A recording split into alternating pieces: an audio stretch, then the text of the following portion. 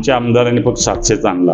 आता तो निधी आणला, तो कसा मोजायचा, कुठला धरायचा, कुठला नाही धरायचा, कुठल्या राज्य पातळीवरचं धोरण म्हणून काही निधी आला का, किंवा जिल्हा पातळीवरचं धोरण म्हणून निधी आला का, किंवा आमदारांनी पाठपुरावा म्हणून घेतला म्हणून निधी आला, याचं वर्गीकरण करायला. आणि मुख्यतः आत्ता लढाई जी आहे ती स्ट्रेट फाईट ज्याला म्हणता येईल अशी महाविकास आघाडी विरुद्ध महायुती आहे. आणि त्याच्यामध्ये महाआघाडीमध्ये काँग्रेसचं वर्चस्व पुन्हा सर्वशिबनं खूप मोठ्या ताकदीनं लढवले जातात. प्रत्येकाच्या अंगात संचारल्यासारखं प्रत्येक कार्यकर्ता सुद्धा तसाच काम करत असतो आणि त्या एका दृष्टीने आनंद पण घेतात त्याचा. त्यामुळं आपल्याकडे तुलनेनं मारामाऱ्या कमी होतात किंवा हिंसक घटना घडण्याचं प्रमाण कमी होतं किंवा बिलो द बेल्ट ज्याला म्हणू अशा पद्धतीची टीका जी होते ती टीका कमी होते. असं काहीतरी राजकीय नमस्कार, मी दुर्वा दळवी तुमचं सगळ्यांचं स्वागत करते लोकमतच्या रिजनल डायरी या स्पेशल सेगमेंटमध्ये. तर आज आपण जाणून घेणार आहोत कोल्हापूरमध्ये सध्या विधानसभेचं वातावरण कसं आहे. कारण कोल्हापूरमध्ये खूप अशा गोष्टी घडल्यात ज्या गोष्टींची राज्यभर चर्चा झालेली आहे. आणि तसं पाहायला गेलं तर कोल्हापूरची निवडणूक म्हटल्यावरती राज्यात हा चर्चेचा विषय ठरलेलाच असतो. मात्र यावर्षी ह्यामध्ये नेमके पदर काय आहेत, वेगवेगळे मुद्दे कोणते आहेत, कशा पद्धतीने यावर्षीची विधानसभेची निवडणूक रंगणार आहे याविषयीच आपण जाणून घेणार आहोत. माझ्यासोबत आहेत आमचे लोकमतचे संपादक वसंत भोसले सर. तुमचं स्वागत आहे. आज आपण जाणून घेणार आहोत की नेमकं कोल्हापूरमध्ये यावर्षी वातावरण कसं आहे विधानसभेचं, लोकसभेच्या अनुषंगाने विधानसभेवरती किती परिणाम झालेला आहे आणि विधानसभेमध्ये आता 10 मतदारसंघामध्ये कशी अटीतटीची निवडणूक रंगणार आहे. कोल्हापूर लोकसभा मतदारसंघामध्ये महाविकास आघाडीने खूप मोठी आघाडी घेतली होती. कारण स्वतः शाहू महाराज निवडणुकीमध्ये उतरल्यामुळे काँग्रेसला चांगला उमेदवार मिळाला आणि त्यामुळं महाविकास आघाडीचं वर्चस्व निर्माण झालं होतं. पण विधानसभेची निवडणूक म्हटल्यानंतर परत तालुकावार किंवा विधानसभा मतदारसंघ निहाय बऱ्याच घडामोडी घडतात आणि वेगवेगळे समीकरणं तयार होतात. त्या नेत्यांचा तिथं प्रभाव असतो आणि तेच वातावरण राहील असं नाही.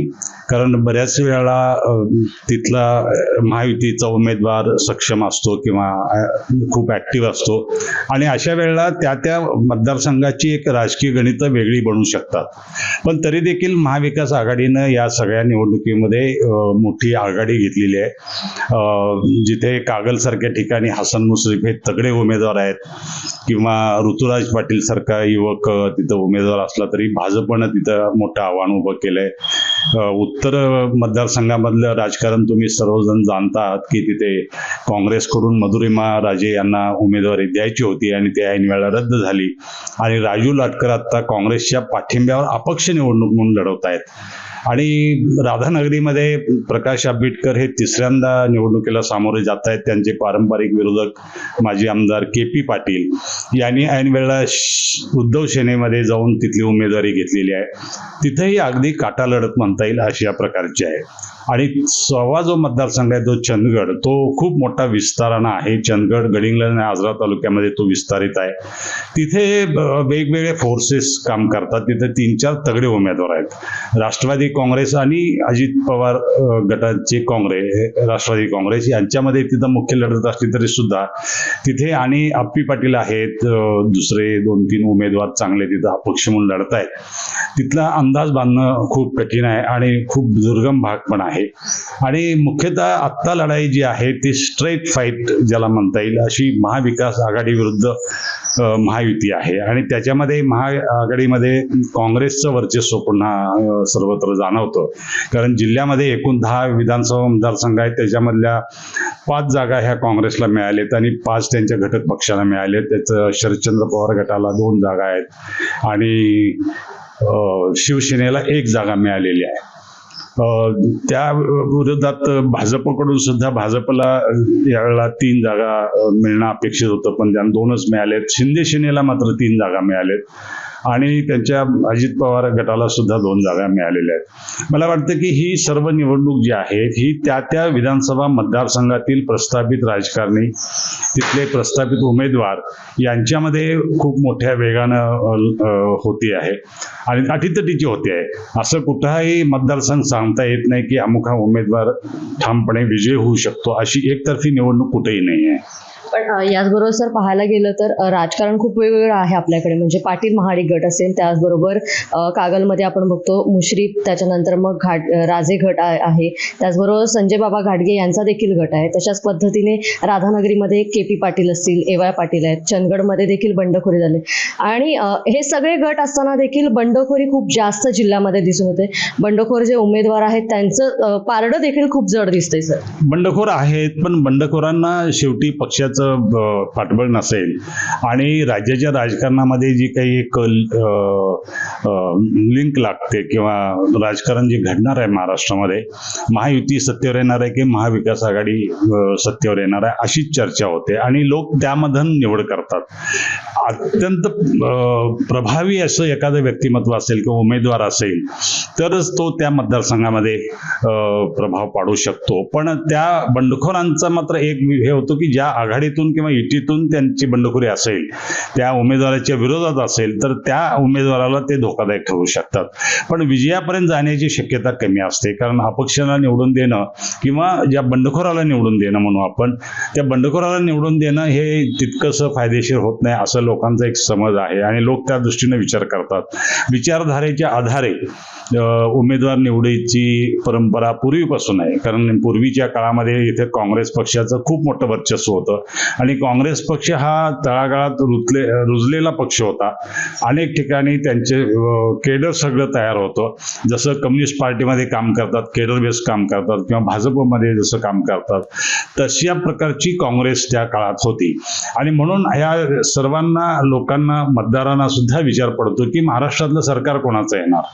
मग आपण युतीच्या बाजूने उभे राहणार, नरेंद्र मोदींच्या बाजूने उभं राहणार की उद्धव ठाकरेंच्या बाजूने, शरद पवारांच्या बाजूने उभे राहणार की काँग्रेसच्या बाजूने उभे राहणार, असा जेव्हा निवड करण्याचा प्रश्न येतो त्यावेळेला युती किंवा आघाडीचा विचार लोक करतात. आणि म्हणून मला असं वाटतं की बंडखोरांचा प्रभाव त्या मतदारसंघापुरता होईल, त्याचा फटका एखाद्या उमेदवाराला बसू शकतो किंवा एखाद्या आघाडीतल्या उमेदवाराला बसू शकतो, दोन्हीला बसू शकतो वेगवेगळ्या, कारण ती बंडखोरी कुठल्या पक्षातून किंवा कुठल्या आघाडीतून किंवा युतीतून झाले त्याच्यावर अवलंबून आहे. आणि म्हणून मला असं वाटतं की बंडखोरांचा प्रभाव हा त्या मतदारसंघापुरता असतो, तो संपूर्ण जिल्ह्याच्या राजकारणामध्ये होऊ शकत नाही. आता तरी आघाडी विरुद्ध महायुती अशी थेट लढत सर्वत्र जाणवते. नक्कीच आघाडी विरुद्ध महायुती अशी थेट लढत कोल्हापूर जिल्ह्यामध्ये होते. मात्र पश्चिम महाराष्ट्रातील महत्त्वाचे असे महाविकास आघाडीचे नेते म्हणून सतेज पाटील यांचं नाव चर्चेत येतं. मात्र याच विधानसभा निवडणुकीमध्ये कुठेतरी ते बॅकची उमेदवारी मागे घेण्यात आली. सर्वसामान्य कार्यकर्त्याला आता उमेदवारी दिली आहे, तोच काँग्रेसकडून पुरस्कृत उमेदवार म्हणून खिंड लढवतोय. काँग्रेसला हा गड राखणं आता गरजेचं होतं आणि त्याच वेळेला अशा पद्धतीची समीकरणं समोर उभं राहणं आणि ह्या संकटांना सामोरं जाणं किती आव्हानात्मक असणार आहे सतेज पाटलांचं? आव्हान आहेच, कारण निवडणूक म्हटल्यानंतर कधी ते आव्हान असतंच. म्हणजे ती काही निवडणूक ही सोपी नसते कुठलीही असली तरी. आणि संपूर्ण राजकारण जे देशाचं किंवा राज्याचं असतं त्याचाही प्रभाव त्या जिल्ह्यामध्ये जाणवतो. इथे काँग्रेसने खूप मोठी प्रगती साधलेली आहे किंवा यश मिळवलेलं आहे गेल्या काही वर्षामध्ये. लोकसभेची निवडणूक सुद्धा पहिल्यांदा काँग्रेस 25 वर्षानंतर लढली आणि ती जिंकली. काँग्रेसचे 1-2 उमेदवार निवडून येतो. ते 2014मध्ये तुम्हाला आठवत असेल की एकही काँग्रेसचा उमेदवार निवडून आला नव्हता आणि एकही आमदार नव्हता. आज मागच्या 19च्या निवडणुकीत 4 आमदार निवडून आले, 2 विधान परिषदेचे होते आणि आता 24च्या निवडणुकीमध्ये खासदार पण आले. काँग्रेसने खूप मोठी मजल मारलेली आहे आणि ते मजल मारण्यामध्ये सर्वात नेतृत्वाचा कस जो लागला तो सतेज पाटलांचा लागला. त्यांची यंत्रणा, त्यांची कार्यकर्त्यांची निष्ठा, त्यांच्याकडे साधनं जमवण्याची क्षमता, कार्यकर्त्यांना जपण्याची क्षमता. शिवाय कोल्हापूर जिल्ह्याचं आणखीन एक वैशिष्ट्य आहे की सहकार क्षेत्रामध्ये तुम्ही किती पाय रोवून उभे आहात त्याच्यावरही खूप संबंध अवलंबून असतात, कारण तिथे आर्थिक हितसंबंध आहेत सर्वांचे. आर्थिक हितसंबंध म्हणजे दूध उत्पादक असेल किंवा ऊस उत्पादक शेतकरी असेल त्याच्यापासून ते साखर कारखानदारीपर्यंत, दूध संघापर्यंत त्यांची एक साखळी असते. आणि मला असं वाटतं की ती खूप महत्त्वाची असते, कारण कोल्हापूर जिल्ह्यामध्ये ह्या निवडणुका किंवा लोकसभा किंवा विधानसभेला नसतात, ते कायम सुरूच असतात. कारखान्याची निवडणूक येते, दूध संघाची निवडणूक येते, जणू काही सार्वत्रिक निवडणुका आहेत अशा पद्धतीनं निवडणुका होतात. आणि म्हणून मला असं वाटतं की एका कारखान्याच्या तर बिद्रीसारखा कारखाना आहे जिथं KP पाटील विरुद्ध प्रकाश आंबेडकर उभे राहतात, तिथे 62,000 सभासद आहेत. म्हणजे 62,000 कुटुंबाशी संबंधित तो सहकारी साखर कारखाना आहे. 3 जिल्ह्यात 4 जिल्ह्यात तालुक्यामध्ये त्याचं कार्यक्षेत्र आहे. त्यामुळे अशा निवडणुका ह्या सातत्यानं होत असतात आणि इथे गटही तितकेच प्रभावी आहेत. जितके पक्ष प्रभावी आहेत तितके गटही तितकेच प्रभावी आहेत. अलीकडच्या काळामध्ये पक्षांतर होणं किंवा पक्ष सोडून जाणं, या गटातून त्या गटात जाणं, ते जात असताना ती सगळी यंत्रणा घेऊनच जातात, सगळे पाठबळ त्यांचं घेऊन जातात. नेता जिकडे जाईल तिकडे कार्यकर्ते जातात. अशा प्रकारची एक पद्धत सुरू झाली आहे. जे पक्षाची शिस्त म्हणून जी होती किंवा पक्षनिष्ठा जी होती ती खूपच कमी झाली आणि त्याचं कारण असं आहे की राज्य पातळीवरती पक्षांच्या मध्ये पडलेली फूट, त्याच्यामध्ये निर्माण झालेले हेवेदावे आणि त्याचा परिणाम जिल्ह्याच्या राजकारणावर पण होतो, अगदी मतदारसंघापर्यंत होतो. त्यामुळं आत्ता महाराष्ट्रामध्ये गेल्या 20-25 वर्षामध्ये 4 प्रमुख पक्ष होते, भाजप, शिवसेना आणि राष्ट्रवादी काँग्रेस आणि काँग्रेस. आता त्याचे 6 झाले आणि ते 6 झाल्यामुळं मूळ 2 भाजप आणि काँग्रेस असला तरी सुद्धा भारतीय जनता पक्षाला इथे फारसा स्थान कधी नव्हतं. आजही ते नाही आहे. आजही पश्चिम महाराष्ट्रामध्ये तुम्ही पाहिलात भाजपचे ते तगडे उमेदवार आहेत. आज भाजपने तगडे उमेदवार दिले, त्याने आव्हान उभे केले, पण ते सर्व पूर्वाश्रमी जे काँग्रेसचे लोक आहेत आणि त्यांना पूर्वाश्रमी भाजपला स्वीकारलं जात नव्हतं म्हणून ते तिकडे जात नव्हते. आत्ता भाजपला देश पातळीवरती, राज्य पातळीवरती स्वीकारण्यात आल्यामुळं आता त्यांच्याकडे जाण्याचा ओघ वाढलेला आहे आणि म्हणून पश्चिम महाराष्ट्रामध्ये त्यातल्या त्यात कोल्हापूर जिल्ह्यामध्ये काँग्रेसनं खूप तगडं आव्हान उभं केलं, हे निश्चित मानावं लागेल.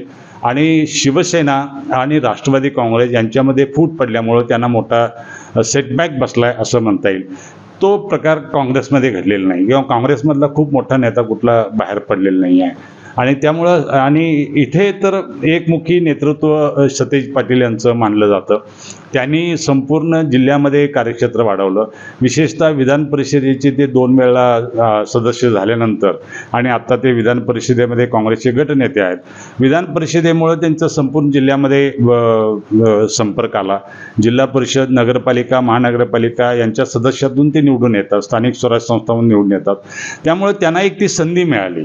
म्हणजे कुरुंदवाडसारख्या ठिकाणी ते कधी जायचे नाहीत किंवा फारसा संबंध यायचा नाही, पण तिथले नगरसेवकांच्या माध्यमातून जयसिंगपूर असेल, कुरुंदवाड असेल किंवा चंदगड आजरा असेल, गडिंग्लज असेल, अशा सर्व स्थानिक स्वराज्य संस्थांच्या माध्यमातून प्रत्येक जिल्हा परिषदेच्या गटात असेल, कारण प्रत्येक जिल्हा परिषदेचा गटाचा माणूस किंवा व्यक्ती हा त्यांचा मतदार आहे, तो सदस्य जो आहे तो मतदार आहे आणि त्यामुळं त्यांना एक ती संधी मिळाली, आपलं राजकारण सर्वत्र प्रस्थापित करायला संधी मिळाली आणि त्या संधीचा फायदा त्यांनी योग्य पद्धतीनं घेतला आणि संपूर्ण जिल्ह्यामध्ये एक आव्हान उभं केलं आहे त्यांनी.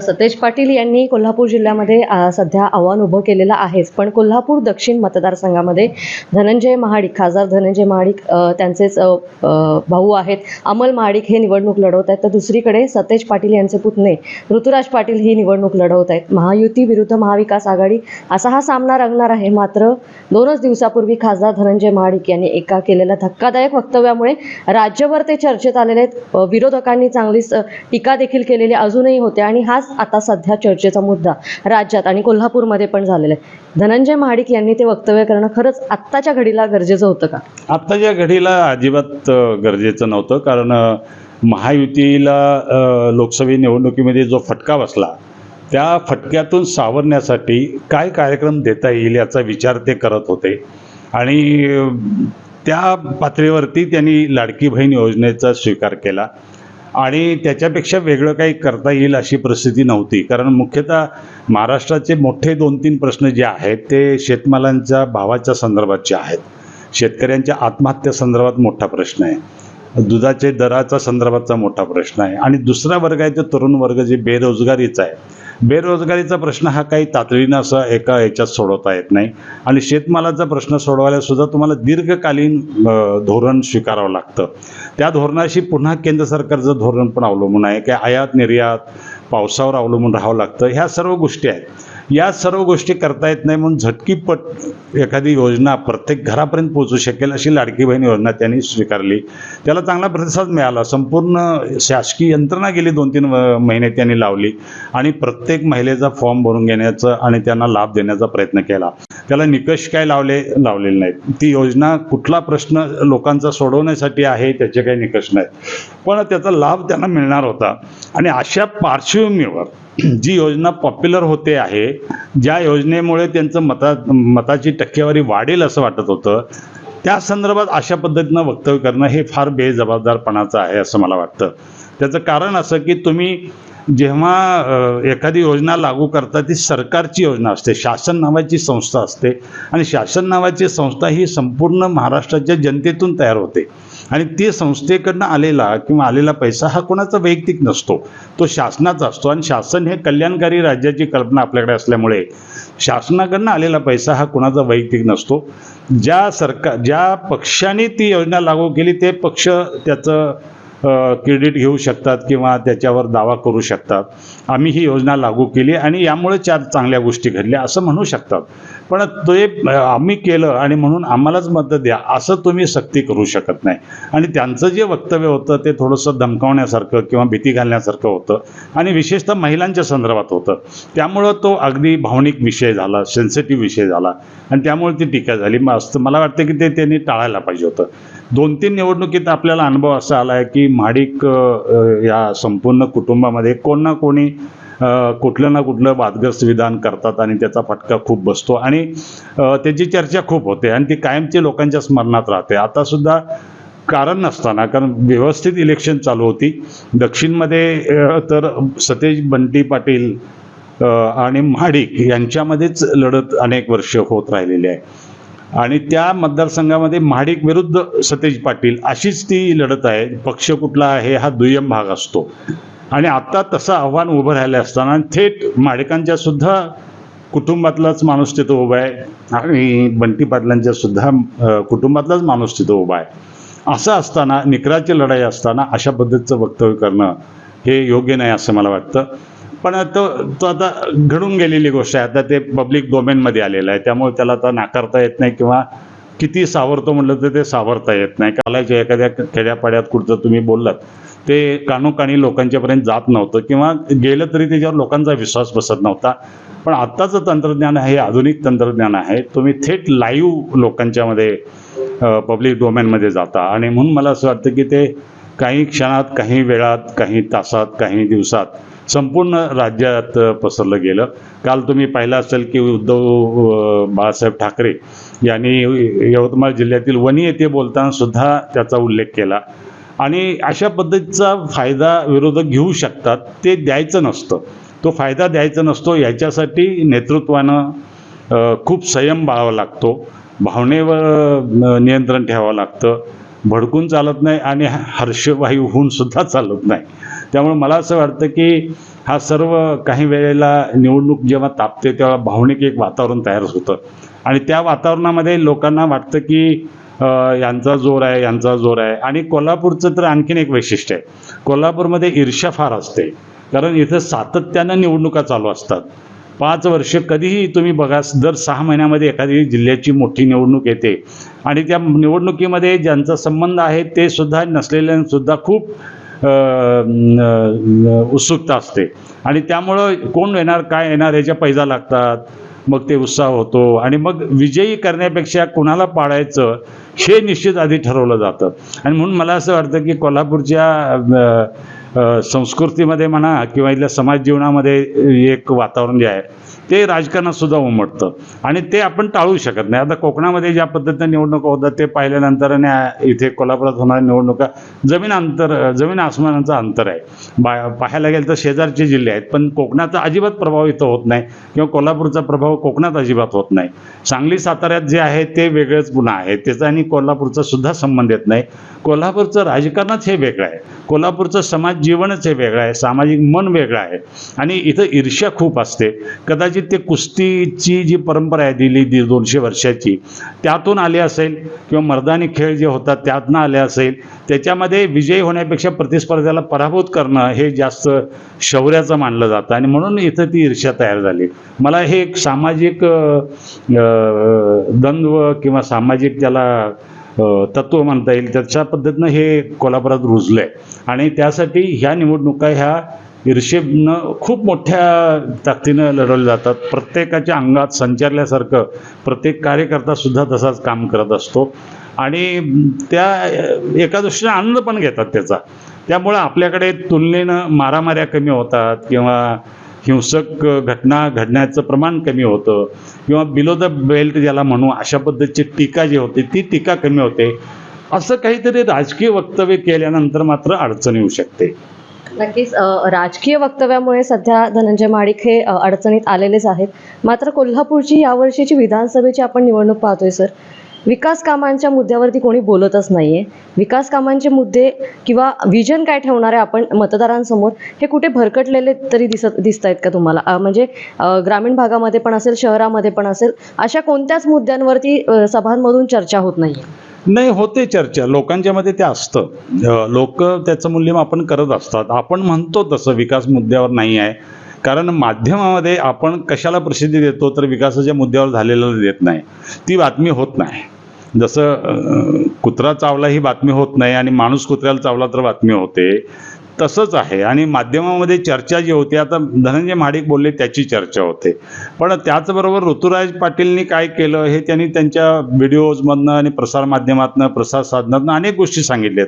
तसंच अमल माडिकने पण सांगितलेले आहेत, पण त्या पॉप्युलर होत नाहीत म्हणून आपल्याला वाटतं की विकासाच्या मुद्द्यावर होत नाही. पण सामान्य माणसाचं जे मनोबल असतं किंवा मन असतं ते नेहमी ती तुलना करत असतं की हा माणूस कसा आहे, कामाला कसा आहे, वागतोय कसा, आपल्यासोबत किती वेळा असतो, त्यानंतर संकटाच्या काळात मदत करतो का. आता कालच परवा एक PN पाटलांचं उदाहरण एका सभेमध्ये दिलं, जे काल वृत्तपत्रामध्ये प्रसिद्ध झालं. एका सामान्य माणसाला रात्रीच्या वेळेला साप चावला, रविवारचा दिवस होता, त्यांचा फोन, त्यांच्या नातेवाईकाचा फोन PN पाटलांना आला. त्यांना तातडीनं CPRला दाखल केलं. ते स्वतः गेले, डॉक्टर तिथं आले आणि PN पाटील गेल्यामुळे डॉक्टरांनी ही सर्व यंत्रणा हल्ली आणि त्याच्यावर लगेच तातडीने उपाय झाले आणि तो माणूस आज जगला. अशा पद्धतीची बरीच कामं झालेली असतात आणि ते कुठंतरी मनात कुठंतरी त्यांच्या असतं, म्हणजे त्या व्यक्तिमत्वाचं कुठंतरी एक चित्र त्यांच्या मनामध्ये असतं कायम. आणि त्यामुळं विकास काम करतो आणि कोण थप्पा मारतो, कोणी सांगतो पण करत नाही, करतो म्हणतो पण होत नाही, असं जर काय असतं किंवा ज्याचा फॉलोअप म्हणतो कामाचा, कारण कुठलंही शासकीय काम करायचं झालं तर त्याला फॉलोअप घ्यावा लागतो, खूप मंत्रालयापासून ते कलेक्टर ऑफिसपर्यंत आणि तिथून गाव पातळीपर्यंत आणि कामाच्या पातळीवरपर्यंत पुन्हा त्या कामाचा पाठपुरावा करून ते काम कसं चांगलं होईल याचा विचार करावा लागतो. आणि मला वाटतं की अनेक बेसिक गोष्टी ह्या झालेल्या आहेत, कारण आता आपल्याला 50-60 वर्ष होत आली, देशाला स्वातंत्र्य मिळून सुद्धा 75 वर्ष होऊन गेली. अनेक रस्ते अनेक ठिकाणी झाले, वीज सगळीकडे पोहोचलेली आहे, पाणी पुरवठ्याची योजना झालेली आहे, शेतीच्या पाण्याची व्यवस्था झाली आहे, शेतमालावरती प्रक्रिया करणारे उद्योग सगळे झाले, सगळे प्रयोग करून आता झालेले आहेत. आता त्यातून पुढे काय करता येईल, आता जी ज्या पद्धतीची बेकारी तयार होईल ती कसं करता येईल, कारण पूर्वीच्या काळामध्ये शिक्षण नव्हतं, शिक्षणाचा प्रसार करणं हे महत्त्वाचं काम होतं. त्या काळातला प्रत्येक आमदार किंवा प्रत्येक लोकप्रतिनिधी हायस्कूल शाळा काढण्यामध्ये व्यस्त असायचा. आज शाळा हायस्कूल काढण्याची गरज संपलेली आहे जवळपास. आता नव्याने चांगलं शिक्षण कसं घेता येईल आणि रोजगाराच्या संधी कुठल्या शिक्षण घेतल्यानंतर मिळेल, ही अशी आव्हानं वेगवेगळी आहेत. त्यामुळे समाज जसा बदलत जातो तसे आव्हानं बदलत जातात, कामं बदलत जातात, वेगवेगळे प्रोग्राम बदलत जातात. त्यामुळे पक्षांच्या पातळीवरती बरीच हे आहेत. आणि दुसरं एक झालं की अलीकडच्या विशेषतः आर्थिक उदारीकरणानंतर सर्वच पक्षांची भूमिका जवळपास सारखीच झालेली आहे. म्हणजे कुठल्या पद्धतीने जावं, कशा पद्धतीने विकास करावा याच्यामध्ये फारसं अंतर राहिलेलं नाही. राहिला आहे तो सामाजिक प्रश्नावरती. जाती धर्मांचा जो वापर राजकारणात सुरू झाला आणि त्याच्यावरती त्या प्रश्नावर याच्यावरून खूप वितंड वाद होत राहतो. खरं तर ते प्रश्न फार महत्त्वाचे नाहीत. सर्व जाती धर्माचे लोक गुण्यागोविंदानं प्रत्येक गावात राहत असतात, त्यांचे धार्मिक कार्यक्रम करत असतात, सांस्कृतिक कार्यक्रम करत असतात, सणवार करत असतात. त्याच्यामध्ये खरं तर राजकारण्याने लुडबुड करण्याची खरंच गरज नाही. आणि ते नसताना आपण धर्माचा आणि जातीचा जो काय वापर राजकारणात करतो, कारण धर्मसत्ता ही वेगळी आहे, राज्यसत्ता ही वेगळी आहे, प्रशासन व्यवस्था ही वेगळी आहे आणि त्याच्यामध्ये प्रतिनिधींची भूमिका नेमकी काय असावी याच्यावरती लोकांनी आता विचार करायला पाहिजे, अशी परिस्थिती झालेली आहे. कारण विकासाच्या प्रत्येक मुद्द्यावरती सर्वांचं धोरण जवळपास सारखं आहे. तुम्ही कुठल्याही आमदाराला घेऊन बघा, तो रस्ते करतो, पाण्याची योजना करतो, ह्या शाळा हायस्कूलची व्यवस्था करतो, शिक्षणाची व्यवस्था करतो, STची व्यवस्था करतो. या सर्व गोष्टी प्रत्येक मतदारसंघामध्ये त्या ताकदीनं करतात. कदाचित एखाद्या मतदारसंघामध्ये विरोधी पक्षात असल्यामुळं कामं कमी होत असतील, कारण आत्ताचं धोरण जे आहे आहे ते आत्ताचं धोरण राज्याचं धोरण म्हणून राबवलं जात नाही, तर त्या मतदारसंघामध्ये निधी द्यायचा, त्या मतदारसंघामध्ये पैसे द्यायचे, अशा पद्धतीचं धोरण आहे. कोल्हापूर जिल्ह्यातले रस्त्यांचे प्रश्न म्हणून सर्वांना समान निधी देणं, अशा पद्धतीचं धोरण जे पूर्वी असायचं, नियोजन मंडळ हे डिफंक्ट झालेलं आहे.